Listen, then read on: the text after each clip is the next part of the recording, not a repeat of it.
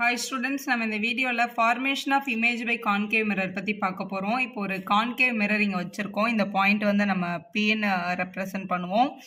இது வந்து உங்களோட கர்வேச்சரோட சென்டர் C. நம்மளோட ஃபோக்கஸ் வந்து concave mirrorல அதுக்கு முன்னாடி இங்க ஃபார்ம் ஆகும். ஸோ இந்த வேர்ட் இதெல்லாம் என்னன்றது ஆல்ரெடி வீடியோ நம்ம அப்லோட் பண்ணியிருக்கோம். இப்போ நம்ம இந்த வீடியோல formation of image மட்டும் பார்க்கலாம். இப்போ நம்மளோட ஆப்ஜெக்ட் வந்து இன்ஃபினிட்டி பாயிண்ட்ல வச்சா எங்க வரும், பியாண்ட் த சி எங்க வரும், எக்ஸாக்ட்லி சியில் வச்சா எங்க வரும், அதே மாதிரி சிக்கும் எஃப்க்கும் நடுவில் எஃப்ல, அதே மாதிரி எஃப்க்கும் பிக்கும் நடுவில் ஆப்ஜெக்ட் வச்சா அதோட இமேஜ் எங்கே ஃபார்ம் ஆகும், அந்த இமேஜோட சைஸ் எப்படி இருக்கும், அது என்ன டைப்பில் இருக்கும் அப்படின்ற எல்லாத்தையும் பார்க்க போகிறோம். ஏன்னா இதை பேஸ் பண்ணி எல்லா இயரும் கொஸ்டின்ஸ் கேட்டுகிட்டே இருக்காங்க. ஸோ ஃபஸ்ட்டு நம்ம பார்க்க போகிறது ஃபஸ்ட்டு கேஸ் இன்ஃபினிட்டியில் வைக்கும்போது இப்போ அதே கான்செப்ட் ஃபஸ்ட்டு டைப் பார்க்க போகிறோம். அட் இன்ஃபினிட்டியில் நம்மளோட ஆப்ஜெக்ட் இருந்தால் எப்படி ஃபார்ம் ஆகும் அப்படின்றது நான் ஒரு கான்கேவ் மிரரும் இதோட ஆக்சஸும் இங்கே ட்ரா பண்ணியிருக்கேன். இந்த பாயிண்ட் வந்து உங்களோட பி. நம்மளோட ஆப்ஜெக்ட் வந்து இங்கே இன்ஃபினிட்டி பாயிண்டில் இருக்கதா எடுத்துக்கலாம். ஸோ இங்கே இருக்க ஒரு ஆப்ஜெக்ட், இந்த ஆப்ஜெக்ட் மேலே விழுற எல்லா லைட்டுமே வந்து நமக்கு ஆக்சுவலாக ரிஃப்ளெக்ட் ஆகும். ஆனால் எல்லா ரேஸையும் நம்மளால் வரைய முடியாது. நம்ம ஒரு 3 ரே வரைகிறோம்னு வச்சுக்கோங்களேன். ஸோ இங்கேருந்து நான் ஒரு ரே ட்ரா பண்ணுறேன். உங்களோட கான்கேவ் மிரரில் இப்படி பட்டு இது கண்டிப்பாக ரிஃப்ளெக்ட் ஆகும்.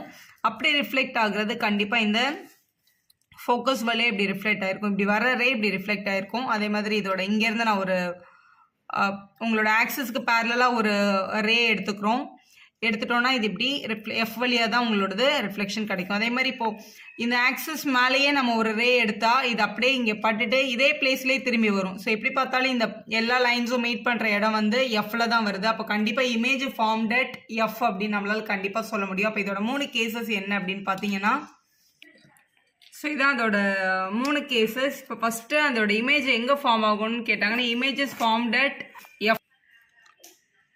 இமேஜஸ் ஃபார்ம்ட் அட் எஃப், எஃப்லே தான் இமேஜ் ஃபார்ம் ஆகும். பாயிண்ட் சைஸாக இருக்கும், ரியல் அண்ட் இன்வெர்ட்டடாக இருக்கும். அதுதான் இதோட கேஸ். அடுத்து பார்க்கலாம். சப்ஜெக்ட் நம்மளோட ஆப்ஜெக்ட் வந்து பியாண்ட் சிக்கு அப்புறம் இந்த பக்கம் வந்து உங்களோட ஆப்ஜெக்ட் இருந்ததுன்னா அதோட இமேஜ் எப்படி ஃபார்ம் ஆகும் அப்படின்றத பார்க்க போகிறோம். ஸோ ஒரு ரே எடுத்துக்கலாம். இந்த ஆப்ஜெக்ட்ல இருந்து பேரலல் டு உங்களோட ஆக்சிஸ் எடுக்கும்போது இப்படி போயிட்டு உங்களோட ஃபோக்கஸ் வழியாக தான்.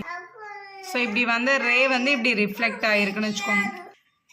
நம்ம இன்னொரு ரே எடுக்கிறோம் ஆப்ஜெக்ட்ல இருந்து, அது உங்களோட இந்த சென்டர் வழியாக இப்படி போச்சுன்னா அதே இடத்துல தான் வந்து ரிஃப்ளெக்ட் ஆகும். ஸோ முதல்ல ரிஃப்ளெக்ட் ஆன லைனும் இப்போ ரிஃப்ளெக்ட் ஆகுற லைனும் வந்து மீட் பண்ணுற பிளேஸ் பாருங்கள். இந்த இடத்துல தான் நம்மளோட இமேஜோட பொசிஷன் இருக்குது. இந்த இமேஜ் அப்போ எங்கே ஃபார்ம் ஆயிருக்குன்னா சிக்கும் எஃப்க்கும் நடுவில் தான் ஃபார்ம் ஆயிருக்கு. ஸோ நம்மளோட 3 பாயிண்ட் என்னென்னு பார்த்துடலாம். இமேஜ் எங்கே ஃபார்ம் ஆகுது, அதோட சைஸ் என்ன, அதோட நேச்சர் என்னன்னு பார்த்துடலாம். ஸோ இதுதான் இதோட cases. Images formed between C and F, சிக்கும் எஃப்க்கும் நடுவில் தான் இமேஜ் ஃபார்ம் ஆயிருக்கும்.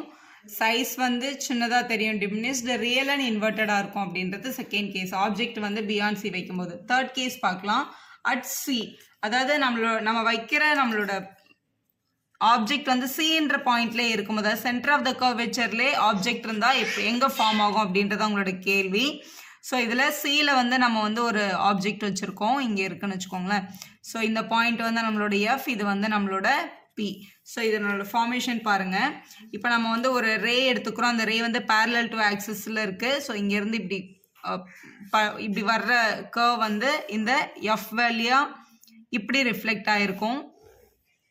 இது ஒரு கர்வ். இன்னொரு ரே எடுத்துக்கலாம். இன்னொரு ரே வந்து இங்கேருந்து உங்களோட எஃப் வழியாக இந்த கர்வில் படுற ரே இங்கே இப்படி ரிஃப்ளெக்ட் ஆகும்.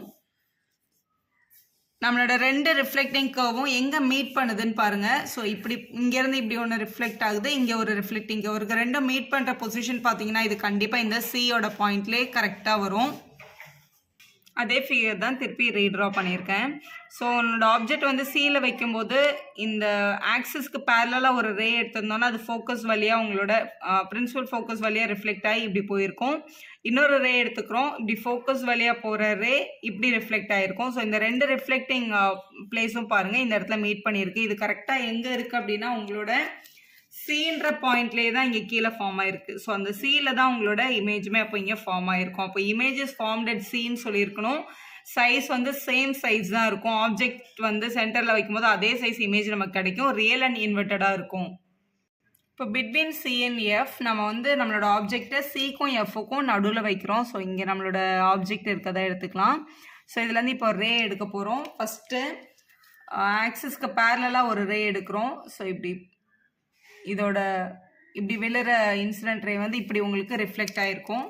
ஸோ இந்த எஃப் வழியாக ரிஃப்ளெக்ட் ஆகும் பிரின்சிபல் ஃபோக்கஸ் வழியாக. ஏன்னா அந்த லைன் நம்ம பேரலாக வரைஞ்சிருக்கிறதுனால இப்படி கிடச்சிருக்கும். அடுத்து இன்னொரு ரே எடுத்துக்க போகிறோம். ரே 2 உங்களோட ஃபோக்கஸ் வழியாக இப்படி எல்லா ரேஸுமே வந்து ரிஃப்ளெக்ட் ஆகும். நம்மளால எல்லா ரேவும் ட்ரா பண்ண முடியாது. ஸோ இப்படி நம்ம ஒரு ரே எடுக்கிறோம். இந்த ரே வந்து உங்களோட மிரரில் பட்டுட்டு இங்கே இப்படி ரிஃப்ளெக்ட் ஆகுது. இப்படி ரிஃப்ளெக்ட் ஆகுதுன்னு வச்சுக்கோங்களேன். ஃபஸ்ட்டு வந்த ரிஃப்ளெக்ஷன் இங்கே இருக்குது, இது ரெண்டாவது ரிஃப்ளெக்ஷன். இந்த ரெண்டும் மீட் பண்ணுற பிளேஸ் பாருங்கள். உங்களோட சிக்கு பின்னாடி தான் உங்களோட இமேஜ் வந்து ஃபார்ம் ஆகுது. இதுதான் உங்களோட பாயிண்ட். இங்கே தான் உங்களோட இமேஜ் ஃபார்ம் ஆகுது. சிக்கு பின்னாடி தான் ஃபார்ம் ஆகும் உங்களோட இமேஜ். அப்படி பார்க்கும்போது நம்மளோட 3 points. So image is formed beyond C அப்படின்னு எழுதணும். சைஸ் வந்து பெருசாக இருக்கும், என்லார்ஜ்டு, ரியல் அண்ட் இன்வெர்டடாக இருக்கணும் அப்படின்றது தான் இதோட கேஸ். அடுத்த கேஸ் பாருங்கள். அட் எஃப் அதாவது நம்மளோட பிரின்சிபல் ஃபோக்கஸ்லேயே நம்மளோட ஆப்ஜெக்டை வச்சா நம்மளுக்கு வந்து எங்கே இமேஜ் ஃபார்ம் ஆகும், அது எப்படி இருக்கும் அப்படின்றத பார்க்க போகிறோம். இப்போ இந்த ஃபோக்கஸில் தான் நம்மளோட பிரின்சிபல் ஃபோக்கஸில் நம்மளோட ஆப்ஜெக்ட் இருக்குது. இப்போ ஃபஸ்ட்டு இந்த ஆக்சிஸுக்கு பேரலாக நம்ம ஒரு ரே எடுத்துக்கிறோம். எப்பவுமே பேரலாக எடுக்கிற ரே வந்து உங்களோட ஃபோக்கஸ் வழியாக தான் ரிஃப்ளெக்ட் ஆகும். ஸோ இப்படி இங்கே ரிஃப்ளெக்ட் ஆகிருக்கும் இங்கே. ஸோ இதுதான் நம்மளோட ரிஃப்ளெக்டிங் கர்வ். ஸோ நெக்ஸ்ட் ரெண்டாவது ஒரு ரே எடுக்க போகிறோம். அந்த ரே வந்து போலில் பட்டு ரிஃப்ளெக்ட் ஆகுற மாதிரி எடுத்துக்கிறோம். இப்போ போலில் பட்டு இங்கே எல்லா ரேவும் எடுக்கலாம். ஆனால் எல்லாத்தையும் நம்ம ட்ரா பண்ணால் நம்மளுக்கு க்ளீனாக தெரியாது. அதனால ஏதாவது 1 or 2 ரேஸ் நம்ம ட்ரா பண்ணால் போதும். ஸோ இப்படி இருக்குது. ஸோ இதுவும் ரிஃப்ளெக்டிங் ரே தான், இதுவும் நமக்கு தெரிஞ்சு இது இங்கே பக்கத்தில் எங்கேயுமே வந்து இதை உங்களோட இமேஜ் வந்து ஃபார்ம் பண்ணாது. அப்போ இதோட இமேஜ் எங்கே ஃபார்ம் ஆகும்னா இன்ஃபினிட்டியில் போய் ஃபார்ம் ஆகும் அப்படின்னு சொல்லிடுவாங்க. இதோட பிக்சர் வந்து ரொம்ப ஹைலி என்லார்ஜாக இருக்கும் அப்படின்னு சொல்லுவோம் இதை. ஸோ இதோட கேஸ் நீங்கள் இப்படி எழுதணும். Image is formed at infinity. இது வந்து ஹைலி என்லார்ஜ்டு பிக்சராக இருக்கும், இமேஜாக இருக்கும், ரியல் அண்ட் இன்வெர்டடாக இருக்கும் அப்படின்னு எழுதுங்க. Last case between F and P. இது எஃப், இது உங்களோட பி. இப்போ நம்மளோட ஆப்ஜெக்ட் வந்து எஃப்க்கும் பிக்கும் இன்பிட்வீனில் இருந்தது அப்படின்னா இப்போ இதுதான் நம்மளோட ஆப்ஜெக்ட். நம்ம யூஸ்வலாக பேரலாக ஒரு ரே எடுத்தோம்னா அது இப்படி எஃப் வழியாக ஃபோக்கஸ் பண்ணுவோம். ஆனால் இது வந்து ஃபோக்கஸ்க்கும் முன்னாடி நம்மளோட ஆப்ஜெக்ட் இருக்கிறதுனால நம்ம வந்து 2 ரே எடுத்தால் போதும். நான் ஒரு ரே வந்து கொஞ்சம் இப்படி மேலே எடுத்துக்கிறோம், இன்னொரு ரே வந்து இப்படி கொஞ்சம் கீழே எடுத்துக்கலாம். ஸோ இந்த பி வழியாக அது வந்து ஆப்ளிக் நம்ம சொல்லுவோம். இப்படி ட்ரா பண்ணுங்கள். இதோட ரிஃப்ளெக்ஷன் வந்து இப்படி இங்கே போகிறதா எடுத்துக்கலாம். ஆனால் யோசிச்சு பாருங்கள், இந்த லைனை நம்மளால் இப்படி எக்ஸ்டெண்ட் பண்ணி இங்கே வெளியிலையுமே நம்மளால் கொண்டுட்டு வர முடியும். அதே மாதிரி நம்ம இந்த இடத்துல ஒரு கர்வ் எடுத்துருக்கோம், இந்த இடத்துல ஒரு லைட் எடுத்துருக்கோம். இதோட ரிஃப்ளெக்ஷனுமே நம்மளால் இங்கே வெளியில் பார்க்க முடியும்.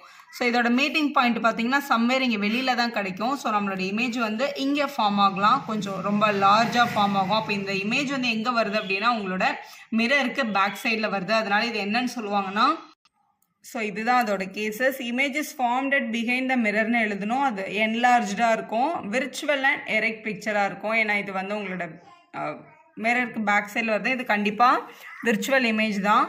ஸோ இந்த வீடியோ பேஸ் பண்ணி மேக்ஸிமம் அவங்க எந்த பொசிஷனில் ஆப்ஜெக்ட் கொடுத்தாலும் உங்களால் கரெக்டான அந்த இமேஜை வந்து ப்ரெடிக்ட் பண்ணி எழுதிட முடியும். வீடியோ யூஸ்ஃபுல்லாக இருந்தால் ஒரு லைக் போடுங்க, ஃப்ரெண்ட்ஸ்க்கும் ஷேர் பண்ணுங்கள். Subscriber channel for more videos.